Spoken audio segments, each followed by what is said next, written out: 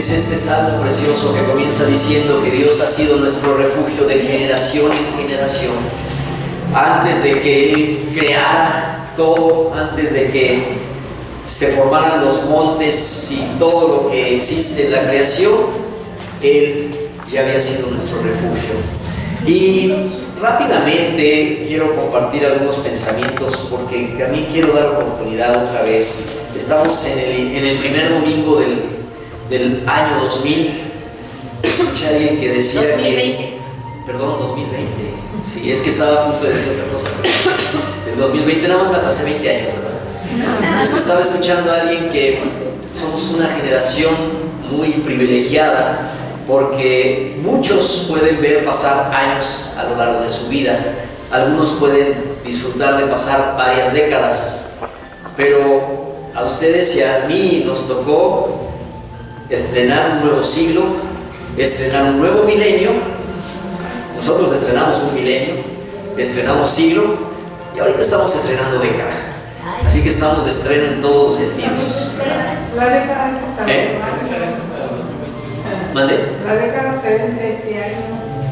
Bueno, pero es la década de los 20 ahora. Estamos en la década. Digamos que sí técnicamente, pero en sentido común o popular, estamos iniciando la década de los 20. Suena como la década de los 20 en Charleston, ¿no? ¿No es así? Ahora nosotros estamos estrenando la década.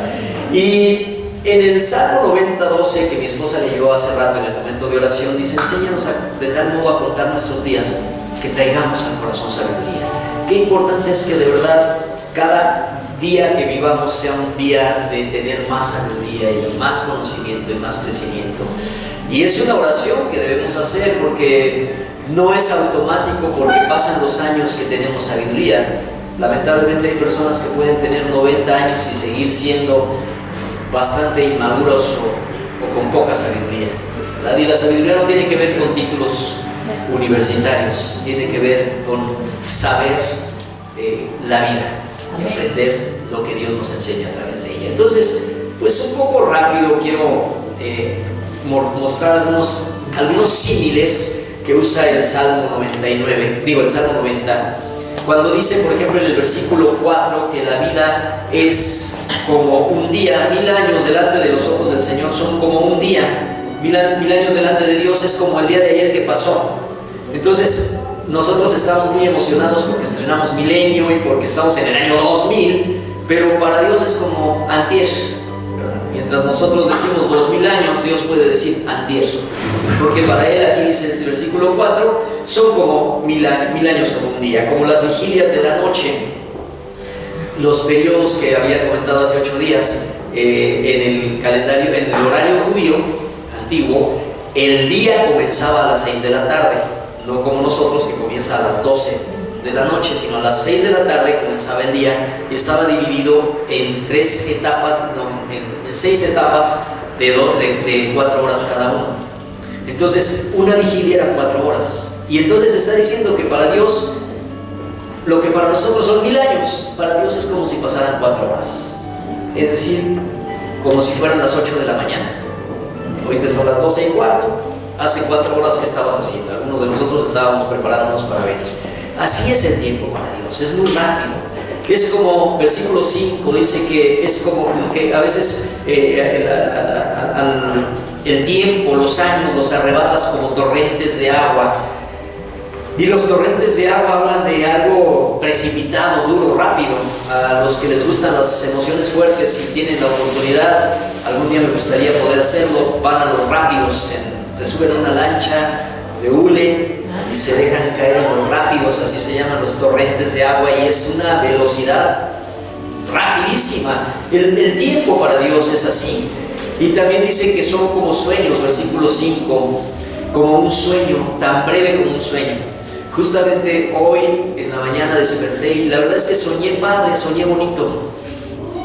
Lo malo es que no me acuerdo. ¿No te ha pasado que dices, ay, soñé, ay, pero qué soñé? Estaba bien bonito mi sueño. Pero cuando ya desperté ya no me acordé. Es tan efímero un sueño que de pronto te despiertas y ya no te acuerdas. Y así habla de que la vida, los 1000 años que podemos nosotros pensar como una enorme cantidad, son tan breves Para el Señor la vida, o delante del Señor, nosotros somos, dice ahí, que como la hierba del campo. La hierba florece en la mañana, florece, crece y en la tarde se seca. Algunas flores duran más. Yo cuando llego a comprarle flores a mi esposa, procuro al que las vende preguntarle, ¿y estas me van a durar? Y ya voy identificando en algún lugar donde las flores duran, porque a veces compras unas flores que se ven bien bonitas hoy y para en la noche ya se cayeron, ¿verdad? Pero por más que duren, por más que sean flores finas de invernadero, ¿cuánto te gusta que duren? ¿8 días? ¿10? Si bien nos va, ¿verdad? A veces un poquito más, pero dice que la vida es así de rápida, como la hierba, como las flores. Versículo 9, ¿cómo es la vida? Yo por ejemplo estoy estrenando 58 años y digo, uy, es un chorro de años.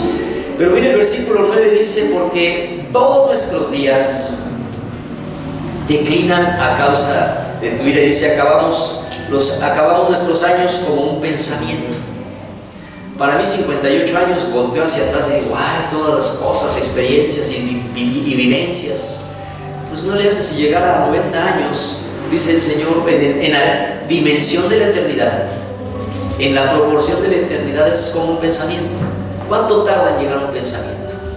Milésimas de segundo, yo creo, ¿verdad? Un pensamiento tarda muy rápido en llegar y también muy rápido en irse. Los pensamientos son rápidos y así es la vida.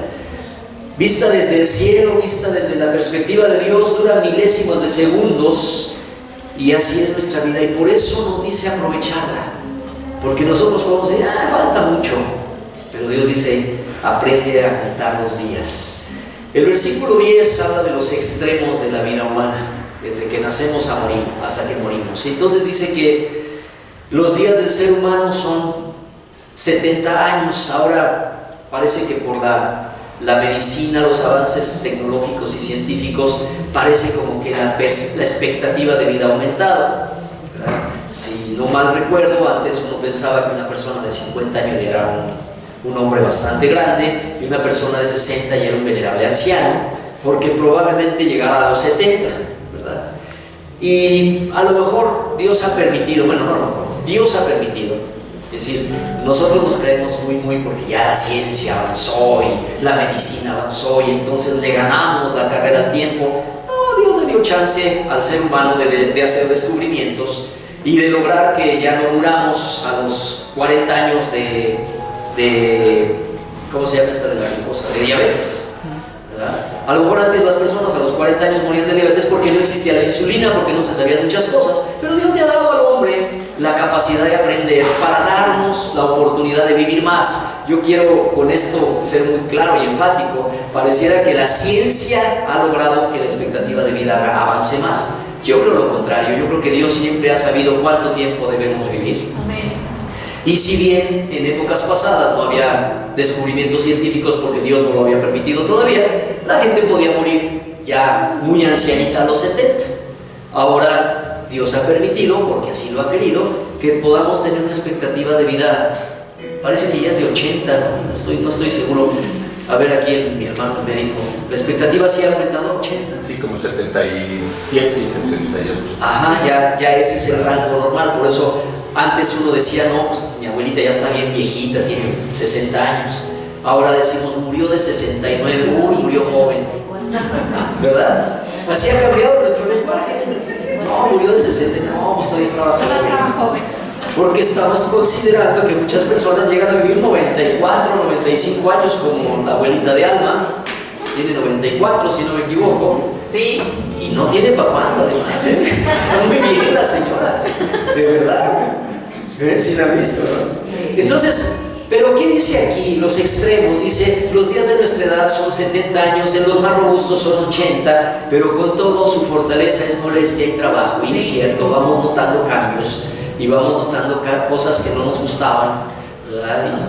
Y yo todavía yo quiero seguir pensando que me faltan muchos años por vivir y estoy bien, pero de repente voy a hacer ejercicio y ya me duele más que cuando tenía 30 años. O de repente camino mucho y me estoy dando cuenta que tengo aquí por algún cierto problema en el talón y me duele El otro día me dice Aaron, oye, tú ya pareces viejito, sí, porque cuando me estiro, en lo que me estiro, y termina de rechinar todo, y ya empiezo a caminar así porque me duele el talón, y ya después se me quita. Pero, pues es cierto, ¿verdad?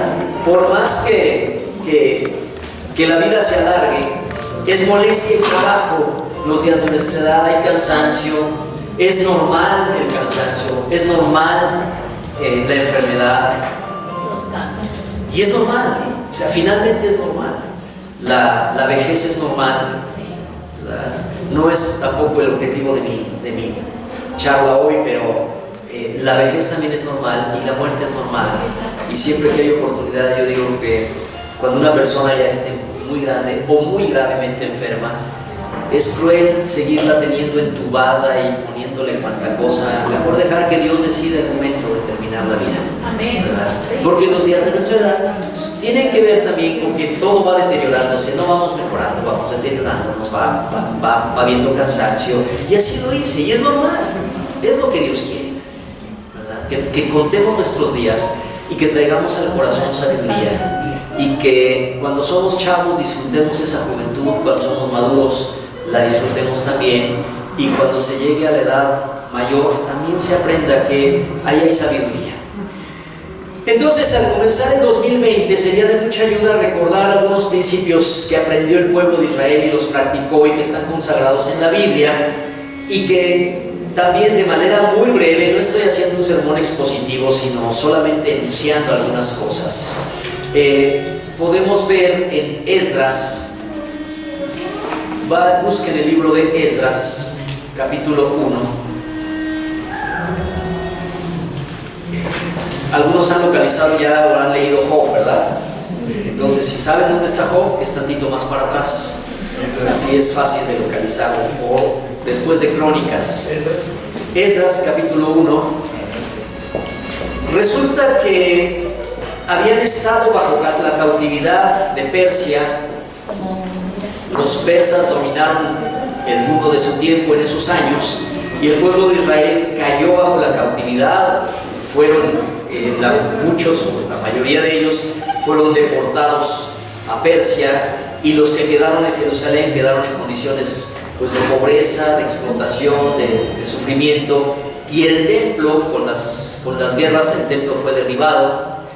Y es el momento en donde vemos que dice: en el primer año del rey Ciro de Persia, para que se cumpliese la palabra de Jehová por boca de Jeremías, despertó Jehová el espíritu de Ciro, rey de Persia, el cual hizo pregonar palabra y también por escrito por todo su reino, diciendo: así ha dicho Ciro, rey de Persia, Jehová, Dios de los cielos, Dios de los cielos me ha dado todos los reinos de la tierra, y me ha mandado que edifique casa en Jerusalén que está en Judá. Quien haya entre vosotros de su pueblo, sea Dios con él, y suba a Jerusalén que está en Judá, y edifique la casa de Jehová, Dios de Israel. Él es Dios, el cual está en Jerusalén. Fíjense qué interesante que Ciro no era un hombre de Dios. Ciro no era un hombre piadoso, ni siquiera conocía ni tenía interés en la lectura profética o en la ley o en la Torá. Sin embargo, cuando Dios quiere, mueve la voluntad de los reyes, no importa qué tan impíos sean. Por eso, y entre paréntesis, siempre debemos orar por nuestras autoridades, nos caigan bien o no nos caigan bien, nos gusten o no, debemos orar por ellos, para que Dios haga su voluntad a través de ellos. No con esto estoy diciendo que todas las autoridades hacen la voluntad de Dios, pero pidamos de que lo hagan. Por ejemplo, entre paréntesis, el jueves nos desayunamos con la novedad de que Trump mandó matar a un alto funcionario de Irak.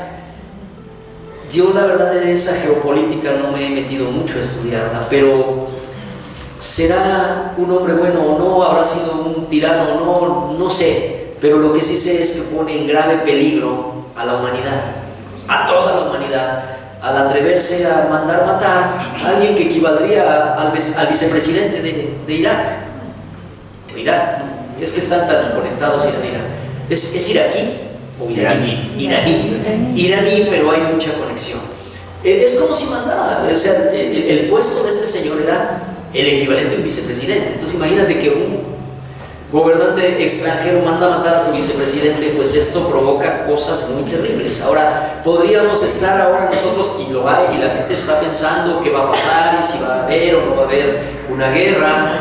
Y no es que yo minimice, y no es que no le dé importancia, pero si recordamos lo que dijo el Señor Jesús, ahí en Mateo 24, diciendo, y ustedes oirán de guerras, y se dice, comienza diciendo, bueno, le preguntan, Señor, danos señal de cómo será tu segunda venida.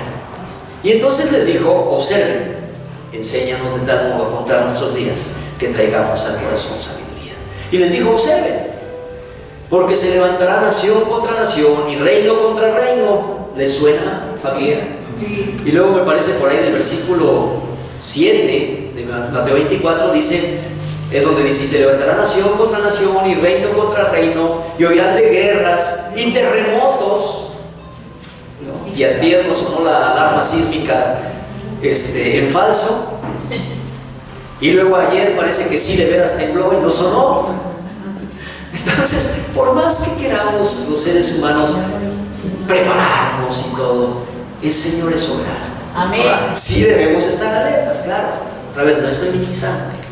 Pero si habrá guerra, si se desatará la guerra mundial o no, si habrá guerra entre Estados Unidos y México o no, lo cierto es que el Señor está cercano a su venida. Y dice que estemos atentos, porque su venida está cerca. Entonces, yo siempre que toco este tema lo digo, para mí al menos, no sé también para ti, pero al menos para mí, el saber de estos peligros de terremotos o el saber de estos peligros de los incendios en Australia, o que si Estados Unidos de verdad ya se metió en un problema grande y va a haber guerra, sí angustia, sí preocupa, pero al mismo tiempo emociona. Sé que parezco que estoy esquizofrénico, ¿verdad? Pero me tranquiliza saber que Pablo decía que la locura de la predicación, las cosas del reino de Dios son locura. Así que sí, parece esquizofrenia, porque por un lado da miedo y por otro lado da mucho gozo y emoción que el Señor ya está por llegar. Amén. Porque así como nos tocó vivir el cambio de milenio, el cambio de siglo, el cambio de década, a lo mejor nos toca ver su venida. Y si no nos toca a nosotros, pienso que a más tardar le tocará a nuestros nietos. Digo, de los que todavía no tenemos nietos. Pero quienes ya los tienen pueden ser sus bisnietos. Pero nos toca, pero ya está cerca el Señor. Entonces, el Señor está cerca y aquí regreso. Puede ser un loco como Trump, puede ser nuestro presidente que a unos les cae bien y a otros no, pero Dios es el que dirige la historia de la humanidad, y pidamos de Dios que dirija la historia de la humanidad. Sí, amén. Y por lo tanto, la historia de cada uno de nosotros. Y en ese momento, el rey Ciro de Persia ordenó, porque Dios le ordenó, mandó que se reedificara el templo en Jerusalén. Eso es una cosa loquísima. Si vemos la historia, los persas no eran cristianos, no eran seguidores de Jehová. Y entonces ellos en ese momento eran idólatras, todavía ni siquiera eran musulmanes. Todavía no se daba el caso de que Mahoma viene mucho después. Eran idólatras. Y dice Ciro, vayan, edifiquen su templo. ¿Por qué? Porque Dios me lo ordenó a mí. Yo creo que ese cuate se despertó una mañana diciendo, ¿qué onda? ¿Qué me pasa? Y su corte han de haber dicho, ya enloqueció, pero nunca se atrevieron a decirle nada. Porque Dios dice que mande a construir su templo, y aún reconoce que Dios le dio los reinos a él. Y ordena construir el templo. Y ese es el punto que quiero centrarme con nosotros. Porque Dios movió la voluntad de este rey para que se enviara, que fueran a reconstruir el templo de Israel. ¿Y cuál es el templo hoy? El templo de Dios, ¿cuál es hoy? Nosotros. Yo sé que ahora con esto de la segunda venida también está, porque si se va a reconstruir el templo de Jerusalén, eso es cierto, pero el verdadero templo somos nosotros, porque habita Cristo por la fe en nuestros corazones. Y dice, ¿o acaso ya se les olvidó? ¿Ignoran que ustedes son templo del Espíritu Santo? No. Dice así la Escritura. ¿O acaso lo ignoran? Recuerden que son templo del Espíritu Santo y que el Espíritu de Dios mora en ustedes. Entonces, ¿cuál es el templo hoy? El templo de Jerusalén. Y si estamos empezando 2020, creo que bien vale la pena considerar, ¿será bueno reconstruir el templo? ¿Será bueno reconstruir mi templo? Sí. Porque las luchas de la vida, porque los problemas, a veces las enfermedades, pero sobre todo la vorágine de la vida moderna hace que poco dediquemos el tiempo a Dios, que poco dediquemos el tiempo a edificar el reino de Dios, el templo de Dios en nosotros. Es poco lo que dedicamos para mantener, por así decirlo, para darle mantenimiento al templo.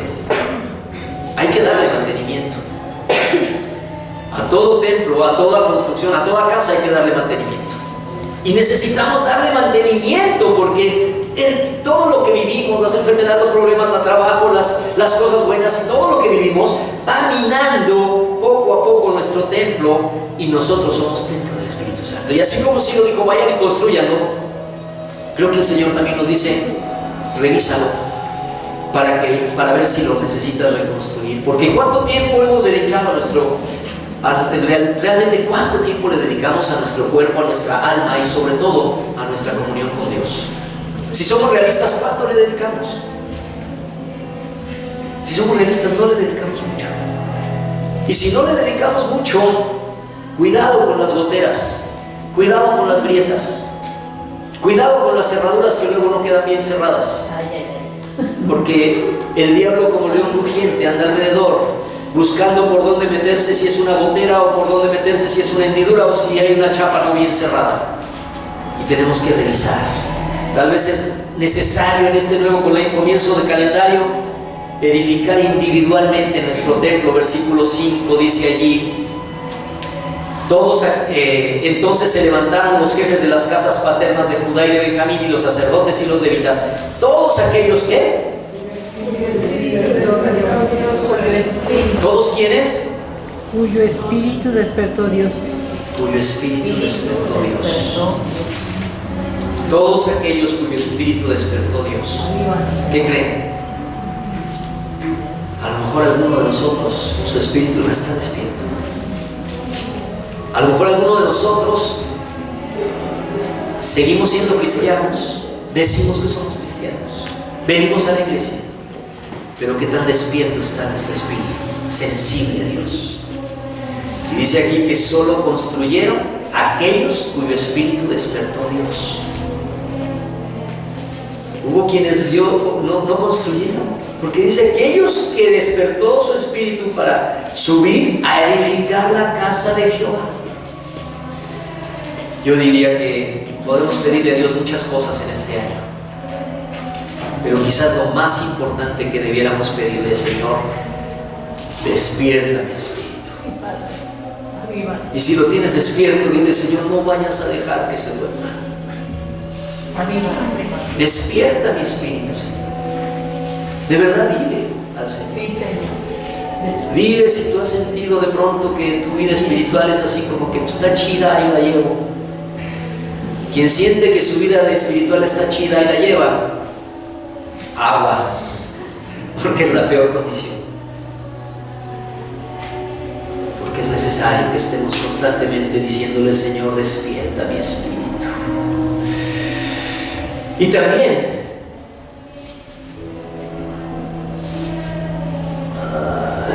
¿dónde está? Capítulo 2, versículo 64. Ahí mismo en Esdras.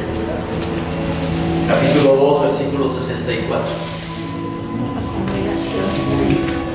Como ahí dice que todos, pues entonces todos leámoslo juntos. 2:64, ¿listos? Ya. Toda la congregación unida como un solo hombre era de 42,360. Toda la congregación unida como un solo hombre. Se fueron a edificar juntos. Todos estaban ahí, empezando por los cuyo espíritu despertó Dios, pero toda la congregación. Entonces, individualmente, digámosle: Señor, despierta mi espíritu, porque quiero que tú sigas edificándome. Y tienes que hacer tu parte. ¿Saben una cosa? Un principio eterno. Dios no va a hacer nada que te toque hacer a ti. No le dejemos todo a Dios. A veces decimos, Señor, aviva mi fe. Señor, despierta mi espíritu. Sí, está bien. Pero recuerda que la fe viene por oír la palabra de Dios. La fe crece por oír la palabra de Dios, por leer la palabra de Dios. Entonces, si solo digo, Señor, aviva mi fe, pero no leo la palabra, pues Dios no lo va a hacer. Señor, aviva mi espíritu y edifica mi espíritu. El espíritu se edifica en la comunión con Dios, en la oración. Entonces, si no oro, pues Dios no va a hacer así como que una varita mágica y de pronto mi espíritu se vivifica. Yo tengo que hacer lo mío, que es orar, que es leer la palabra, que es aprender la palabra. Vivir la palabra, y entonces eso equivale a lo que dice el capítulo 3, versículo 6. 3:6 dice, desde el primer día, a ver, acompáñenme. Desde el primer día del mes séptimo comenzaron a ofrecer holocaustos a Jehová. Digan conmigo, ¿Qué sigue? Pero los cimientos del templo de Jehová no se habían echado todavía. A ver, vamos a leerlo de nuevo con el ahí en medio. Acompáñenme, dice así: desde el primer día del mes séptimo comenzaron a ofrecer holocaustos a Jehová. Pero los cimientos del templo de Jehová no se habían echado todavía. ¿Qué tal están los cimientos de tu templo, hermano? ¿Cómo están esos cimientos de nuestro templo? Nuestros cimientos espirituales, nuestros cimientos bíblicos, nuestros cimientos de relaciones importantes unos con otros, relaciones estrechas. ¿Cómo están los cimientos? ¿Cómo están los cimientos bíblicos? ¿Estás estudiando la palabra? ¿Estás leyendo la palabra? ¿O nada más la oyes el domingo si es que vienes? Y es cuando la oyes. Están sólidos los cimientos de tu oración con Dios. Pero no solo los cimientos bíblicos y de oración, también los cimientos de vivir la vida, como dice mi suegra. No solo oírla, sino vivirla. Entonces, ¿cómo están esos cimientos en la familia? Que no solo es que yo tengo mucha Biblia, ¿no? ¿Qué tal está? ¿Cómo están los cimientos en la familia? ¿Cómo están estrechos esos cimientos en las relaciones padres e hijos, hermanos, con los abuelos, con los suegros? ¿Cómo están los cimientos de la palabra en cada uno de nosotros? ¿Cómo están los cimientos en tu matrimonio? Comenzaron a edificar juntos. Pusieron los cimientos no estaban puestos y era importante ponerlos porque dice que estaban adorando, ofreciendo holocaustos, pero hubo una observación ahí, los cimientos. En el versículo 8, entonces, capítulo 3, versículo 8, dice también que en el año... Espérate, es 2.8 debe ser. Espérate, debe ser 2.8 o 1.8. Bueno, por ahí está. En donde dice ahí que todos de 20 años para arriba. Anoté mal la cita, pero todos los de 20 años para arriba. ¿Eh? Sí, ahí sigue. ¿En qué versículo? Ahí en el mismo postecito. Dígame cuál es. 3.8. Ah, ok. Sí, ahí sigue. 3.8. Gracias. 3.8. En el año segundo de su venida, en la casa de Dios, en el segundo mes, comenzaron. Es que está largo el versículo. Sí. Donde quiero llamar la atención es donde dice. Y pusieron a los levitas de 20 años. Ahí está, es al final del versículo. Y pusieron a los levitas de 20 años arriba para que activasen la obra de la casa del Señor. Gracias. Es que como era largo. Entonces, los de 20 años para arriba, aparentemente los jóvenes, para la construcción requieres a los jóvenes porque levantan los ladrillos y los botes y todo eso, eran los más fuertes. Ahora, pero en lo que refiere espiritualmente, por ejemplo lo que dije hace rato respecto a la oración, cuando mi esposa nos invita a orar, Algunos piensan que para poder servir necesitan que pase mucho tiempo de preparación, que sean ya muy maduros espiritualmente, que conozcan mucho para poder servir. Aquí dice desde los chavitos de 20 años. ¿Por qué? Porque la mayoría de ustedes, de por sí la mayoría de ustedes, ya son adultos espirituales. Nosotros no somos una congregación de recién convertidos. La mayoría ya somos. Y los que no lo son aún, tienen la fuerza y el empuje para darse a la tarea de edificar el templo. Entonces tenemos que edificar nuestro templo individualmente y tenemos que edificar. Creo que es tiempo de edificar, reedificar a Manantial de Gracia. Amén. Les decía hace 8 días en el capítulo en el libro de Juan, el Señor Jesús dice: en esto es glorificado mi Padre, en que llevéis mucho fruto y seáis así mis discípulos. ¿Cuántos han oído ese versículo? En esto es glorificado mi Padre, que llevéis mucho fruto y seáis así mis discípulos. Una manera de edificar el templo individual es dar mucho fruto en bondad, en sabiduría, en prudencia, en el fruto del Espíritu, amor, gozo, paz. Pero también es glorificado el Padre en que demos fruto reproduciéndonos. Les decía yo el domingo pasado y se los vuelvo a decir hoy, y espero seguírselos diciendo constantemente hasta que digan: ¡ah, cómo da lata el pastor con esto! Es tiempo de dar fruto de hijos espirituales. ¿No será voluntad de Dios que aquellos que están perdidos conozcan a Cristo? ¿Es su voluntad? Eso no es. Es su voluntad. Entonces, si nosotros pedimos conforme a su voluntad, será hecho.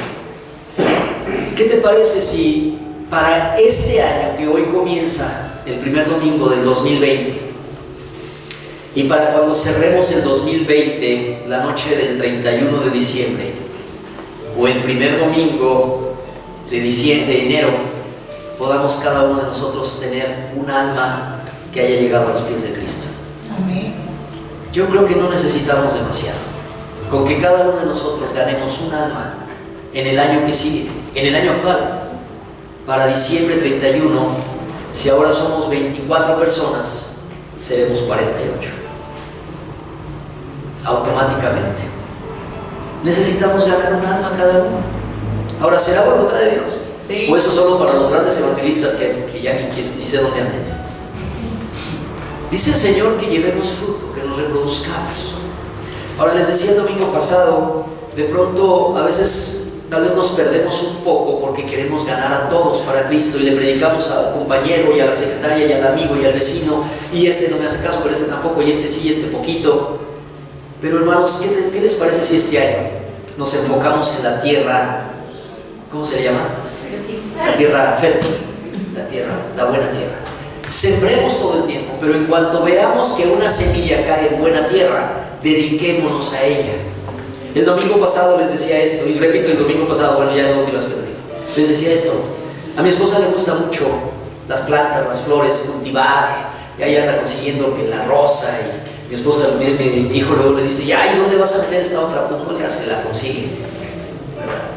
El jardincito que no es nuestro, el de abajo, porque vivimos en la planta alta, y el de abajo es área común, pero ella ya se lo adueñó, ya puso un pinito, chamarrón, no sé cómo se llama ese pinito que huele bien bonito como a limón, puso cedrón, puso también lavanda, y puso otra que huele a limón, ¿cómo se llama ese otro?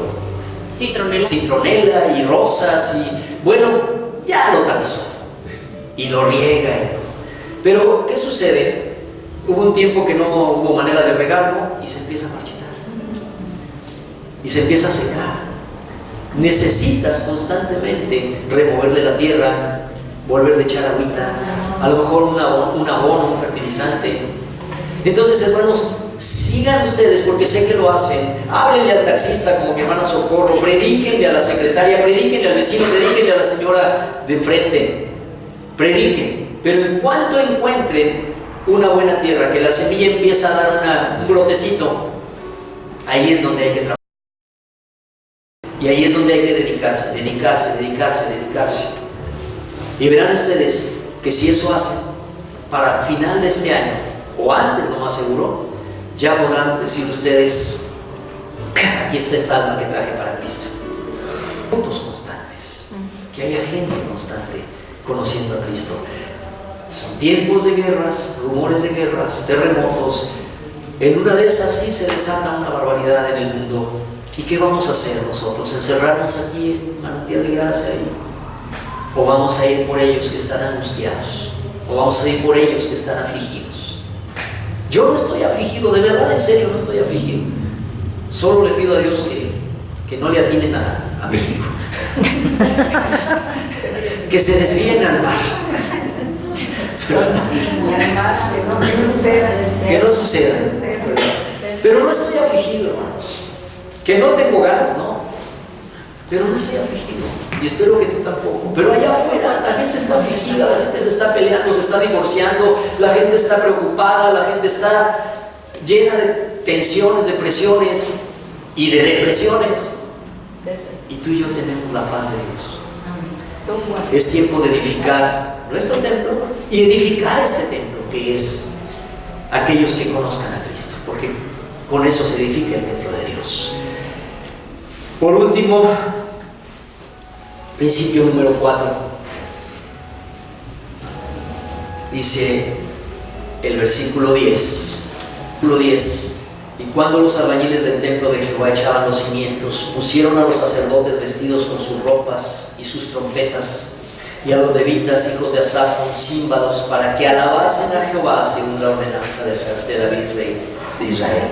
Y cantaban, alabando y dando gracias a Jehová, diciendo: porque Él es bueno, porque para siempre es su misericordia sobre Israel. Y todo el pueblo aclamaba con júbilo, alabando a Jehová, porque se echaban los cimientos de la casa de Jehová.